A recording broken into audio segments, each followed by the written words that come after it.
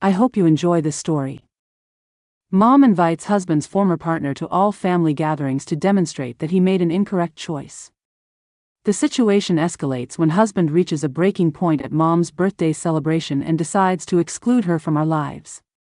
For context, I, 28F, have been married to my husband Sean, 28M, for 2 years. Sean and I dated for 2 years before that, but we've known each other for several years, since high school. We didn't start dating until a couple of years after college ended. I met him at a restaurant out of the blue, we exchanged numbers, went out on a few dates, and that's how we got here, almost 4 years later. Before me, Sean was dating another girl from high school, Diane. She was a grade below us and had been with Sean since middle school. He and I weren't exactly close, but we had a lot of common friends back in school, so I saw a lot of him and Diane together. After we graduated high school, I lost touch with him because he went to college in a different state and we didn't see much of each other during that time. When we finally did meet at that restaurant several years later, I ended up asking him about Diane and he told me that they'd broken up a year and a half ago. She'd been the one to dump him because she wanted different things from life and wanted a break to explore the world, but she'd come back to him someday, which just meant that she wanted to be single for a while and see other men without guilt, but wanted to keep Sean around as well as a backup option. So he stayed friends with her after the breakup but minimized contact with her. By the time he met me, he'd moved on almost entirely from Diane, and I had also started seeing him in a new light because he'd grown a lot since I last met him in high school. Sean and I became friends very quickly and easily when we met 4 years ago, and we still share the same easy and laid-back relationship even now.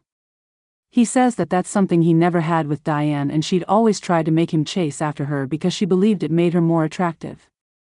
She'd flirt with other guys sometimes, go out with her friends all the time without bothering to speak to him for days, and would never bother to check up on how Sean felt about her behavior.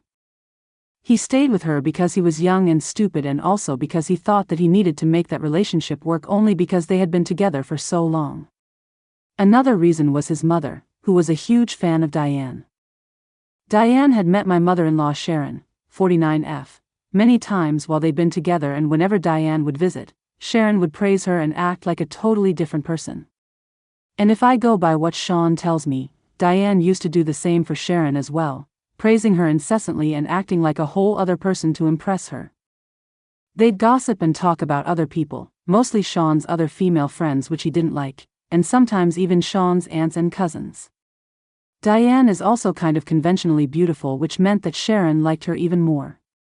I don't understand why that's a thing, but it is what it is. Sean had told me that even after their breakup, Sharon had continued to invite Diane to family events and holiday dinners. He tried to talk to his mother and get her to stop inviting her, but she claimed that she really liked her, and even though they'd broken up, she and Diane were still friends, so she saw nothing wrong with having her over. They talked almost every other week and were actually good friends, so that continued even after I started dating Sean and he introduced me to his family. I'd felt very weird about it in the beginning, and I still do, but there's a reason I'd been putting up with it for so long. The first time Sean brought me home to meet his family was for Christmas, 4 years ago. We'd been dating for quite some time then, almost 8 months. Diane was also present there, and she was downright horrible to me the entire time. She was picking on my looks, my height, my outfit, my makeup, and whatnot.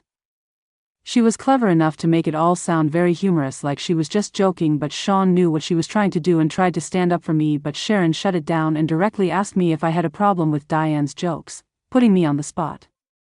I knew that if I said that I wasn't okay with it, they'd make it seem like I was insecure or something and put me down even more, so I decided to put on a strong front and said I don't care instead. It was petty of me, but as soon as I said it, I saw them look surprised and irritated, so I knew that I'd done the right thing. Once Sean and I came back home, he apologized to me for the way Sharon and Diane had behaved and told me that he'd make sure his mom didn't invite Diane anymore, but I'm the one who told him not to do that. I knew the kind of women they were and I didn't want to lose to them, if you know what I mean. I didn't want them to believe that they'd intimidated me or made me feel insecure, because they hadn't, and I felt like I had to prove it, so I explained it to Sean as well. He was surprised by my opinion on this, but he didn't interfere anymore after that day, and so far, every single family gathering that Sharon has hosted, Diane has been there, and every time they behave the same way with me. Snide remarks, backhanded compliments, or constant tries to bring up Diane's past with Sean even when there's no need to, just to make it awkward for me. I've faced it all with a brave face and have tried to remain as unfazed as I can. Sharon has even mentioned several times that Diane was the daughter-in-law she would have preferred and would have been the better fit for Sean as a wife indirectly. It was annoying, but I tried to remain unfazed because as long as Sean was by my side, I didn't really care what they said. So Sharon and Diane could yap on forever and it wouldn't make a difference to me. That's how I've been dealing with this for the last 4 years, and I plan on having the same attitude for the next 4 years, too. I wasn't going to be the first one to snap, and that was for sure. Now coming to what actually happened and the incident that brought me here. So 3 days back, Sharon celebrated her 49th birthday, and every year, she celebrates it with all her family and friends. This year, Sean didn't want to go and instead wanted to go to his coworker's engagement party instead, which happened to be on the same day. He had valid reasons because his coworker would only get engaged once and he was really close with him, too. But Sharon forced him to promise that he'd attend her birthday party instead and wore him down after some days, so we decided to go to that party instead. Like every other event, Diane was invited too, and she dressed up to the nines for some reason. Even Sharon was overdressed, but at least it was her birthday that we were there to celebrate. Sean and I had decided that we were going to leave after Sharon cut the cake and then go to the engagement party. So at around 5:30 in the evening, my father-in-law brought out the cakes and we were surprised to see 2 cakes because one of them said Happy Almost Anniversary. Sean and I didn't know what the other cake signified and neither did anyone else, so we waited for the birthday girl to explain instead. Instead, it was Diane who took over the reins and, to our surprise, grabbed Sean by the arm and brought him to stand by her side. We were both too shocked to do anything because he was suddenly thrust into the spotlight and everyone was looking at him. Then Diane began to talk and explain that almost 10 years ago, on Sharon's birthday, Sean had gone down on one knee and given her a promise ring because they were both 18 at the time and were about to go off to different colleges within a few months. It had been 10 years since that day and she was still sporting that ring on her finger, which she even proudly showed off to everyone present there.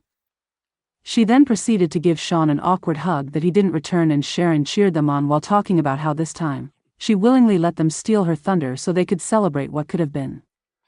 The whole thing was so incredibly ridiculous that Sean and I just stood there silently with our mouths wide open, much like all the other guests.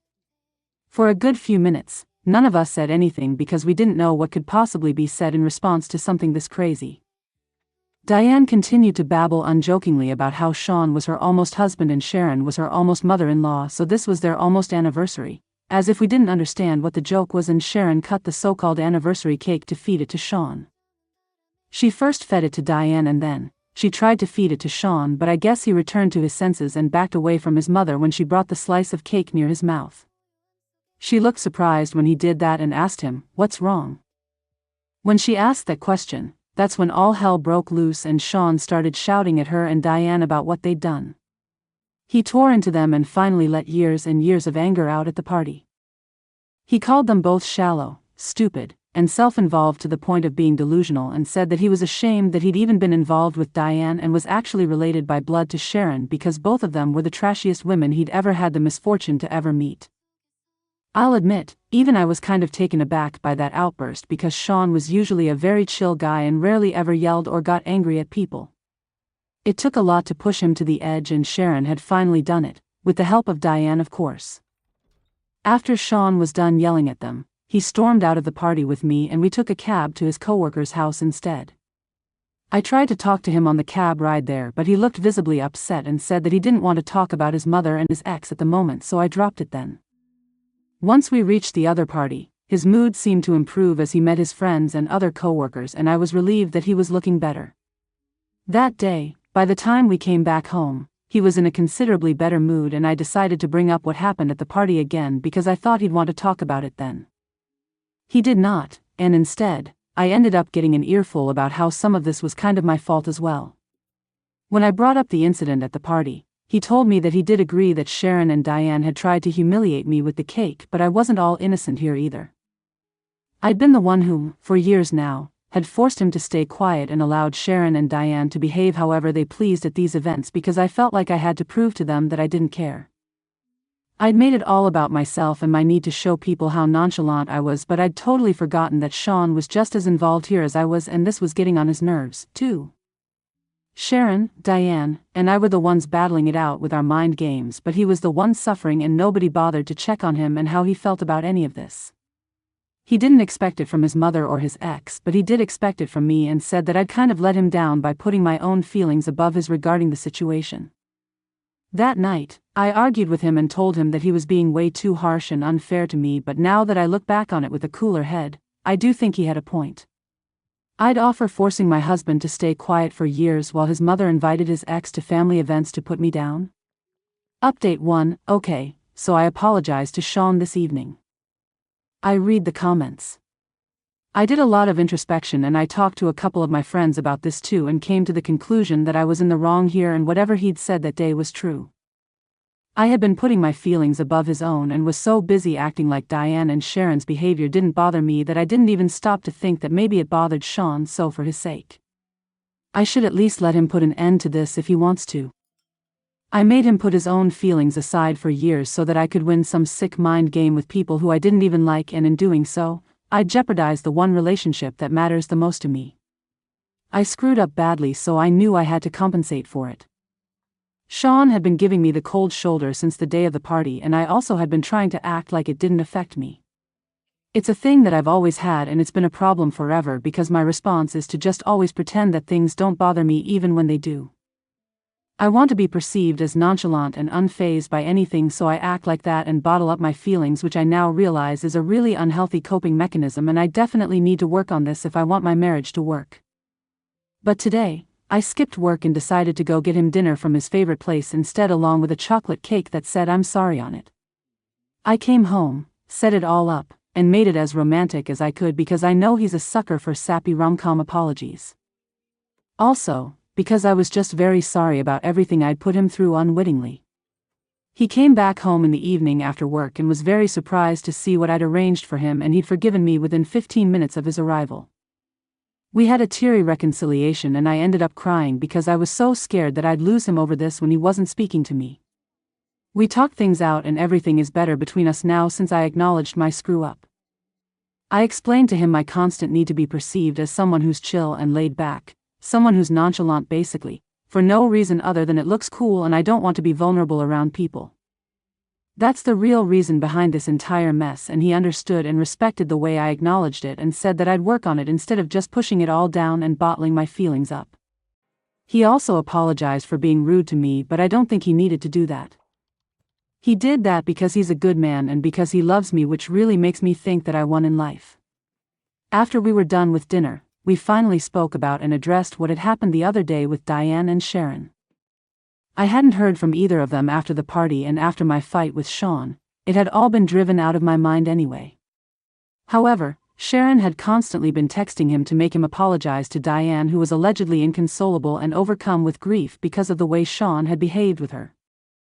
I had to try really hard not to roll my eyes when I was reading the text that Sharon had been sending my husband to guilt-trip him into apologizing to that woman. Sharon was trying to make it seem like the cake and the whole almost anniversary gag was just that. A joke, and there was nothing that they were implying with it, but I called BS on it. This is a married guy that we're talking about here, and surely they'd have enough brains to realize how inappropriate and disrespectful this was to me. They went ahead with it because they wanted to humiliate me at the party, so they couldn't just write our feelings off saying it's just a joke and that Sean had taken things too far. The audacity to even suggest that Sean and I had taken it too far and had disrespected them with that outburst, and then our walkout was just laughable. Sean had been ignoring her texts anyway, and today, after I saw those texts, we officially decided to go no contact with her. We'd had enough of her nonsense and wanted no part of this anymore. Update 2, 3 days ago, Sean and I blocked Sharon and Diane on all our social media, and he told his dad that he didn't want to speak to his mother anymore. His dad respected that because he understands Sean's feelings, but he also refuses to interfere now since he also loves his wife and knows that he can't leave her. So he's staying out of this completely, like he has for the past couple of years. I'm not on board with my father-in-law's behavior, but I can't help it either. Everything was going well for the past 2 days, but today, Sean suddenly called me out of the blue and said that he had to head to the hospital ASAP because apparently his mother had fallen from the top of the stairs and had fractured her leg. His maternal uncle had been the one to inform him and he left as soon as he heard, as did I. We reached the hospital that his uncle had mentioned at around the same time, but before we could even enter, Sharon stopped us in our tracks and she was completely fine. She and Diane had ambushed us in the parking area of the hospital and told us that this was the only way to get Sean's attention because he'd blocked them everywhere. My showing up was something they hadn't accounted for, but they just ignored me and went on talking with Sean completely normally as if they hadn't done anything wrong. Diane tried to explain to him that whatever she'd done at the party had been a prank and she didn't intend to offend him while Sharon backed her up. Sean heard them out for a while, then told his mom and ex to F off right to their shocked faces and walked away once more with me. When we tried to get into our respective cars, Sharon started screaming at us, but we didn't wait around to hear her out. I'm sure she was cursing us out, but it didn't matter because she'd lied her way into seeing Sean again and I couldn't imagine anything more manipulative than that. Sean went back home from the hospital because he was too stressed, but I had to go back to work. While I was at work, I received a text from a number I didn't recognize and it happened to be Sean's mother. She screamed at me for 15 whole seconds before I managed to disconnect the call. I'd just been caught off guard while working or else I wouldn't even have answered the call, but she was screaming at me. All I heard was selective swear words at the highest volume. I don't know why she was mad at me because I didn't have anything to do with Sean's behavior.